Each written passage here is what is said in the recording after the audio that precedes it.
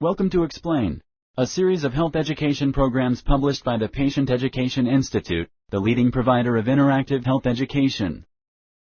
This video includes general medical information and does not replace the medical advice of your doctor or healthcare provider. If you have questions pertaining to your medical condition, ask your doctor or healthcare provider. Diabetic nerve problems. Introduction. Patients with diabetes are more likely than other people to have nerve problems. About 60 to 70% of diabetes patients have some type of nerve problem. Nerve problems can often be prevented or delayed when diabetes is well managed. If nerve problems happen, early treatment is important. This program explains how diabetes affects the nerves. It also covers what diabetic patients can do to prevent these nerve problems from happening. The nerves. Together, the brain and spinal cord are called the central nervous system. The nerves in the rest of the body are called the peripheral nervous system. The brain is the command center of the body. In addition to thinking and feeling, it receives information and sends orders to different parts of the body. Orders from the brain travel through the spinal cord.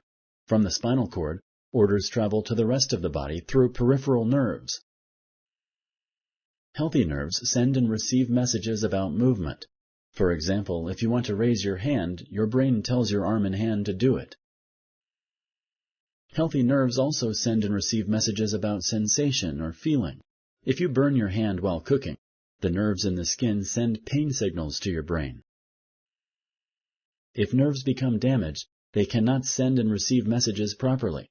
This can interfere with movement and sensation. Nerve damage can happen anywhere in the body. Important organs can also be affected by nerve problems. Diabetic neuropathy. If you have diabetes, your blood sugar levels are too high. This can damage your nerves over time. Nerve damage caused by diabetes has a special name. It is called diabetic neuropathy.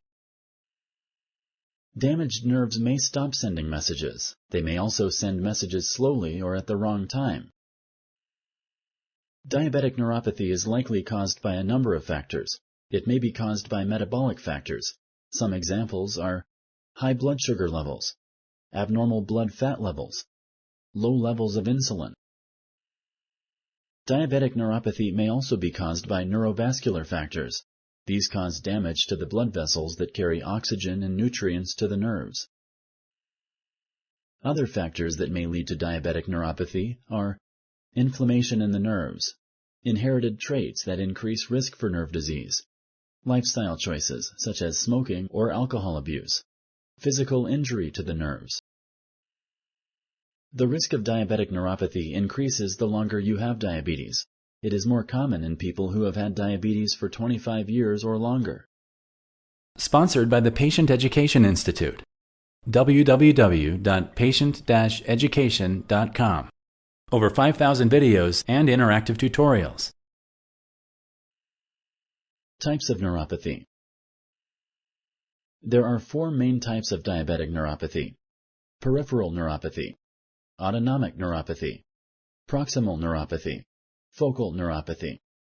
The type of neuropathy depends on which nerves are affected. Peripheral neuropathy is nerve damage in the arms and legs. It is the most common type. The feet and legs are more likely to be affected before the hands and arms. Autonomic neuropathy affects the nerves in the torso. These nerves control the heart, regulate blood pressure, and keep blood sugar levels normal. It can result in hypoglycemia without causing any symptoms. This can be life-threatening. Autonomic neuropathy also affects other internal organs, causing problems with breathing, digestion, sexual response, sweating, urination, vision. Proximal neuropathy affects nerves in the thighs, hips, buttocks, or legs. It is more common in people with type 2 diabetes. It is also more common in older adults with diabetes. Focal neuropathy appears suddenly and affects specific nerves, most often in the head, torso, or leg. It happens mostly in older adults with diabetes. Thankfully, it often gets better by itself over weeks or months. It does not cause long-term damage. Symptoms. Symptoms of diabetic neuropathy are often minor at first. Most nerve damage happens over several years. Mild cases may go unnoticed for a long time. Symptoms of neuropathy depend on the type and which nerves are affected. Some people with nerve damage have no symptoms at all. For others, the first symptoms usually start in the feet. They may feel numbness, tingling, or pain in the feet. Other symptoms of nerve damage are numbness, tingling, or pain in the toes, legs, hands, arms, and fingers. Weakness. In some cases, the pain caused by damaged nerves may be sudden and severe.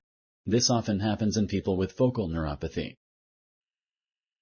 Diabetic neuropathy may also cause diarrhea or constipation, dizziness or faintness due to a drop in blood pressure after standing or sitting up, erectile dysfunction in men, indigestion, nausea or vomiting, problems with urination, vaginal dryness in women. Weight loss and depression are also common symptoms in people with diabetic neuropathy, but these symptoms are not caused by diabetic neuropathy.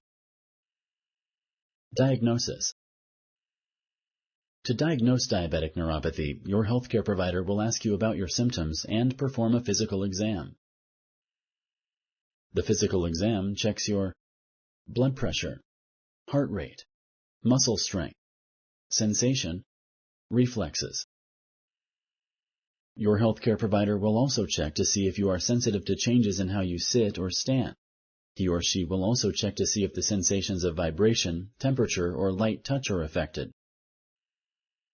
People with diabetes should have a thorough foot exam each year to check for nerve damage. The exam checks the skin, muscles, bones, circulation, and sensation of the feet. If you are diagnosed with diabetic neuropathy, you may need foot exams more than once a year. If the physical exam or foot exam shows nerve damage, more testing may be needed. Other tests can help determine the type of nerve damage and how severe it is. Nerve conduction studies may be done. They check how well electrical signals travel through nerves. They also measure how quickly the signals are sent. Electromyography, or EMG, shows how well muscles respond to electrical signals sent by nearby nerves. It is often done with other nerve tests. Other tests can look at your heart and other organs to see if nerve damage has affected them. Your heart rate may be measured in response to deep breathing or changes in blood pressure and posture. An ultrasound may also show if certain organs, such as the bladder, are working properly. Treatment. The first treatment for diabetic neuropathy is to make sure blood sugar levels are under control. This can help prevent more nerve damage. Blood sugar levels may be controlled with blood sugar monitoring, meal planning, physical activity, diabetes medicines, insulin. Additional treatment depends on the type of nerve problem and symptoms. For example, nerve pain is often treated with oral medications. Other medications for pain may be applied to the skin. These may include creams, sprays, or patches. Talk to your healthcare provider about your best pain control option. Diet changes can help relieve gastrointestinal problems such as indigestion or nausea. Eat smaller, more frequent meals. Also avoid fats and eat less fiber. If symptoms are severe, medications can be used to speed up digestion, relieve nausea, or reduce stomach acid. Dizziness or weakness caused by diabetic neuropathy is associated with blood pressure and circulation problems. To relieve these symptoms, treatment may include high blood pressure medications, increased salt in the diet, physical therapy, raising the head of the bed, wearing elastic stockings. Treatments are available for urinary and sexual problems as well. Talk to your healthcare provider for more information about these treatments. People with neuropathy also need to take special care of their feet. Loss of sensation in the feet means sores or injuries may not be noticed and may become infected. To take care of your feet, clean your feet daily using warm water and a mild soap. Do not soak your feet. Dry them with a soft towel, making sure you get in between your toes. Check your feet and toes every day for cuts, blisters, redness, swelling, or other problems. Tell your healthcare provider of any problems. Moisturize your feet with lotion, but avoid getting the lotion between your toes. After a bath or shower, file corns and calluses gently with a pumice stone. Cut your toenails to the shape of your toes and file the edges with an emery board. Always wear shoes or slippers to protect your feet from injuries. Prevent skin irritation by wearing thick, soft socks. Wear shoes that fit well and allow your toes to move. Break in new shoes slowly. If you like this video, please like and share. For similar videos, subscribe to our channel. Summary. Patients with diabetes are more likely than other people to have nerve problems. About 60 to 70% of diabetes patients have some type of nerve problem. Nerve problems can be prevented or delayed with good diabetes management. Management of diabetes includes controlling blood sugar level, eating healthy, exercising, keeping good hygiene, learning about diabetes. Early treatment is important to prevent more nerve damage. For this reason, diabetic patients are regularly tested for nerve damage in the feet. Thank you for using Explain.